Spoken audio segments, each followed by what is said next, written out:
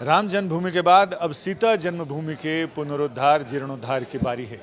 वहाँ 12 एकड़ भूमि पर एक भव्य जानकी मंदिर बनने जा रहा है। श्री रामायण रिसर्च काउंसिल इस महती जिम्मेदारी को संभाल रही है। इस पूरे ट्रस्ट के ट्रस्टी हमारे साथ हैं रितेश अग्रवाल जी, सुप्रीम कोर्ट में एडवोकेट हैं और इस ट्रस्ट के न्यासी भी हैं।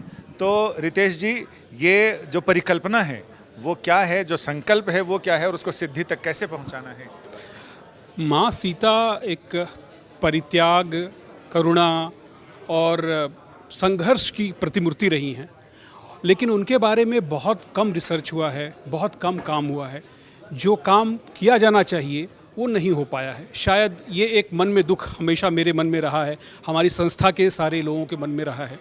इसी वजह से ये विचार आया कि माँ सीता की जो जन्मभूमि है सीतामढ़ी, बिहार में सीतामढ़ी, जहाँ माँ सीता का प्रादुर्भाव हुआ, वहाँ पर एक भव्य मंदिर का निर्माण किया जाए और केवल वो मंदिर नहीं हो, वो नारी सशक्तिकरण का एक केंद्र हो, जहाँ पर माँ सीता के त्याग, तपस्या और उनके संघर्ष चीज़ों के बारे में एक जानकारी सब लोगों तक पहुँचाई जाए, जिससे कि आज के समय में नारी मूल्यों और आदर्शों के बारे में सब तक, समाज तक ये बात, संदेश पहुँचाया जा सके। और वहाँ पर एक शोध केंद्र चालू करने की भी बात है, ताकि वहाँ रामायण सर्किट जो मिथिलांचल का रहा है, जहाँ रामचंद्र जी के पांव पड़े, जहाँ सीता जी की क्रीड़ा स्थली रही, उसके बारे में नई पीढ़ी को एक नए सिरे से, नए अंदाज में, उन्हीं के जिस तरह से वो समझना चाहती है, समझ सकती है नई पीढ़ी, उस हिसाब से समझाने का। जी, माँ सीता पर शोध केंद्र बनाने का पूरा आइडिया है और वहाँ माँ सीता पर लाइब्रेरी बनाने का है, जिस पर अभी तक कोई भी विस्तृत कार्य कभी भी पूरे देश में कहीं भी नहीं हुआ है।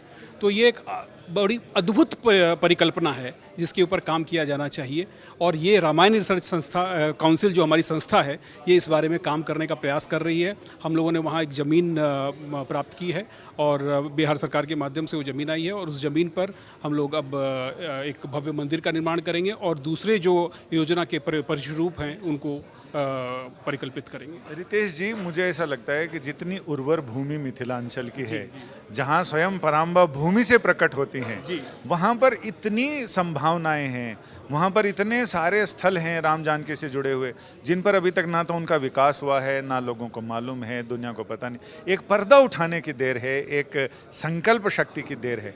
तो वो अब तक राजनीतिक रूप से उसका अभाव दिखा है, तो अब आपको लगता है कि आगे चेतना? आपने एक बड़ा बहुत अच्छा विषय उठाया कि माँ सीता का प्रादुर्भाव कहाँ से हुआ, धरती से।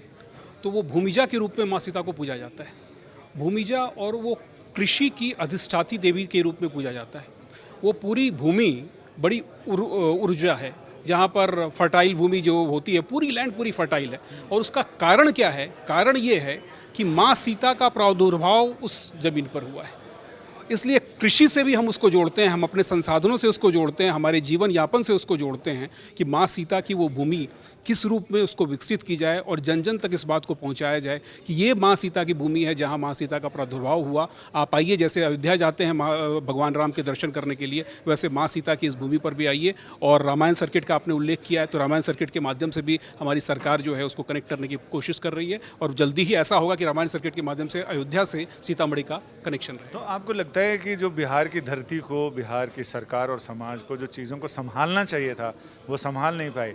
एक कथा आती है कि जब भूमि से सीता जी प्रकट हुई, उनको दूध कैसे पिलाया जाए, उनकी माँ कैसे आए, तो प्रकृति ने, पृथ्वी ने अपने स्तनों में से और दूधमती नदी को निकाला। आज उस नदी की भी दशा खराब। जी, आप सही कह रहे हैं, लेकिन एक प्रयास है और एक ऐसा प्रयास है, मुझे लगता है कि ये प्रयास में जन जन का सहयोग रहेगा और सहयोग के माध्यम से हम लोग एक ऐसी चीज़ अचीव करेंगे जो बहुत पहले शायद अचीव हो जानी चाहिए थी। सीताराम सब कहते हैं, तो राम का मंदिर बना और शायद वो एक भगवान राम का मंदिर ही इस बात के लिए शायद ये प्रेरणा स्रोत था और काम रुका था कि भगवान राम का मंदिर बने, तो माँ सीता का मंदिर उसके बाद वहाँ पर तैयार हो। यानी संकल्प बड़ा है, चुनौतियां बड़ी हैं और उसे संकल्प को सिद्धि तक पहुंचाने के लिए भी बहुत सारी मेहनत करने की ज़रूरत है। और ट्रस्ट और वहाँ के समाज के, सरकार के लोग इस बात को लेकर थोड़े जागरूक नज़र आते हैं कि हाँ, इस संकल्प को सिद्धि तक पहुँचाना है। समय कितना लगेगा ये तो भविष्य के गर्भ में है, लेकिन हाँ, लगातार प्रयास किए जाएं तो फिर इसमें कोई दो राय नहीं कि ये सारी चीज़ें जल्दी ही हकीकत में, हकीकत की ज़मीन पर दिखेंगी, यानी साकार रूप में सपना साकार होगा। कैमरामैन अश्विनी हेलन के साथ संजय शर्मा, दिल्ली आज तक।